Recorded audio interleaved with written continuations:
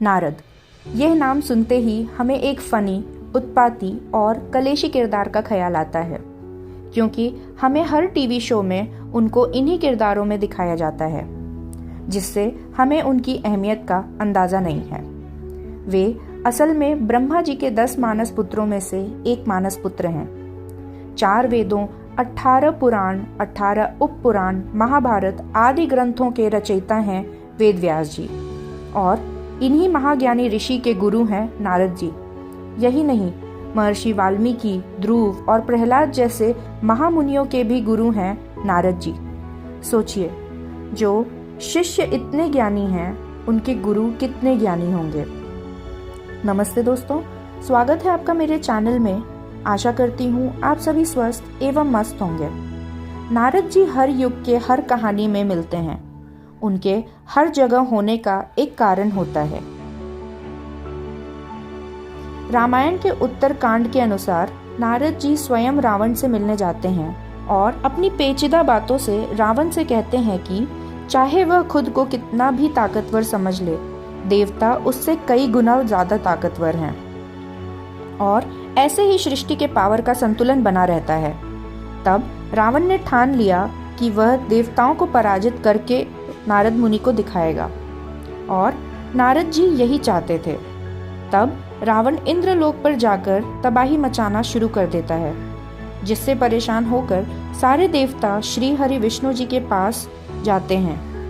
तब विष्णु जी ने सबको आश्वासन देते हुए कहा कि वह रावण का अंत करेंगे, और ऐसे ही हुई रामायण की रचना।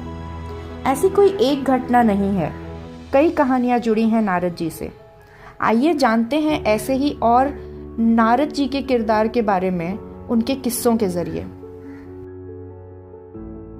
प्रजापति दक्ष को ब्रह्मा जी मानव जनसंख्या बढ़ाने का कार्य देते हैं। इसी बीच उनकी असिकी नाम की कन्या से विवाह हो जाता है, और ब्रह्मा जी के वरदान से उन्हें 1000 पुत्रों की प्राप्ति होती है। वे हर्यश्व कहलाते हैं। वे बेहद ही धार्मिक और पिता की आज्ञा का पालन करने वाले होते हैं। अब जब वे पुत्र बड़े हुए तो प्रजापति दक्ष ने उन्हें सृष्टि में मानवता बढ़ाने का कार्य सौंपा।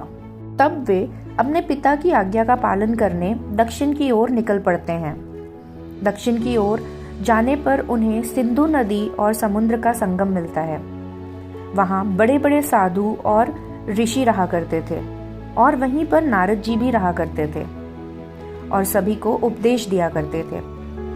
कुछ समय हर्यश्व वहीं पे रहे, और दूसरे ऋषियों में भक्ति भाव देख उनके अंदर भी भक्ति भाव जागना शुरू हो गई। पर उन्हें अपने पिता की कही बातें याद थी कि उनका कर्तव्य सृष्टि में मानवता बढ़ाने का है, और ये बात नारद जी जानते थे। वो उनके पास गए और कहा कि ये संसार तो एक माया जाल है, और असल मार्ग तो सिर्फ श्री हरि की ओर ही जाता है। माया जाल कठिन मार्ग है श्री हरि के पास जाने का। आसान मार्ग भक्ति के मार्ग पर ही चलकर मिलेगा। अब ये 1000 पुत्र पहले से ही धार्मिक और ज्ञानी तो थे ही। नारद जी की बात सुनकर अपने पिता की बात भूल गए और मोक्ष के मार्ग पर चल पड़े। ये बात जब प्रजापति दक्ष को पता चली तो वह बहुत दुखी हुए, लेकिन उन्हें उस बात को इग्नोर किया, और ब्रह्मा जी के वरदान से फिर से उन्हें 1000 पुत्रों की प्राप्ति हुई। तब उन्होंने फिर से उन पुत्रों को मानवता बढ़ाने का संकल्प प्रदान किया और उन्हें दक्षिण की ओर भेज दिया। लेकिन उन 1000 पुत्रों के साथ भी नारद जी ने वही किया। तब प्रजापति दक्ष बहुत क्रोधित हुए और उन्होंने नारद जी को एक श्राप दिया। उन्होंने कहा कि यह दूसरी बार है जब तुमने मेरे पुत्रों को उनके मार्ग से भटकाया है। तुम हमेशा श्री हरि का नाम लेते रहते हो ना, तो जाओ, आज से मैं तुम्हें श्राप देता हूँ कि तुम हमेशा ही श्री हरि का ही नाम लेते रहोगे और तुम्हारे रुकने का एक व्यवस्थित स्थान नहीं होगा। तुम हमेशा ही लोकांगत में भटकते रहोगे। इसीलिए आज भी नारद मुनि नारायण नारायण का जाप करते रहते हैं और उनके ठहरने का कोई एक स्थगित स्थान नहीं है। वह चारों लोकों में भटकते रहते हैं। माया को अच्छे से समझने के लिए नारद जी विष्णु जी के पास गए और पूछा, ये माया क्या होती है? क्या यह इतनी ताकतवर होती है कि कोई भी इसकी जाल में आसानी से फंस सकता है? नारद जी की माया का ज्ञान के प्रति रुचि देख विष्णु जी उनसे कहते हैं कि वह उन्हें हर ज्ञान देंगे और सचेत भी करते हैं कि कहीं तुम इस जाल में फंस मत जाना। तब नारद जी कहते हैं कि उनको अपने ऊपर पूरा कंट्रोल है। तब विष्णु जी सोचते हैं कि सुनाने से अच्छा वे उन्हें दिखा के ही माया का ज्ञान देंगे। कुछ समय बाद नारद जी और विष्णु जी भूलोक पर भ्रमण कर रहे थे। तभी विष्णु जी नारद जी से कहते हैं कि उन्हें प्यास लग रही है। तब नारद जी पानी की तलाश में काफी आगे निकल जाते हैं। उन्हें एक तालाब दिखाई पड़ता है, मगर वह सूखा होता है। फिर कुछ दूर चल के वह थोड़ा और आगे जाते हैं और उनको एक गांव दिखाई पड़ता है। वे उस गांव के पहले घर का दरवाजा खटखटाते हैं और अंदर से एक बहुत ही सुंदर कन्या आती है। वह कन्या इतनी सुंदर होती है कि नारद जी की नज़र उन पर टिक जाती है। पिछली सभी बातें भुलाकर नारद जी सीधा कन्या के पिता के यहाँ जाते हैं और उनसे उनकी पुत्री का हाथ मांग लेते हैं। अब एक ज्ञानी ऋषि से बेहतर रिश्ता क्या ही होगा, ये सोच पिता भी कन्या की मंजूरी पर राजी हो जाते हैं और उन दोनों का विवाह करवा दिया जाता है। वक्त गुजरता जाता है और नारद जी अपने गृहस्थ जीवन में ढलते जाते हैं। कुछ समय बाद उनके यहाँ बेहद ही खूबसूरत बच्चे होते हैं, जिनसे वे दोनों दंपत्ति बेहद प्रेम करते हैं। एक दिन अचानक उस गांव में बेहद भीषण बाढ़ आ जाती है।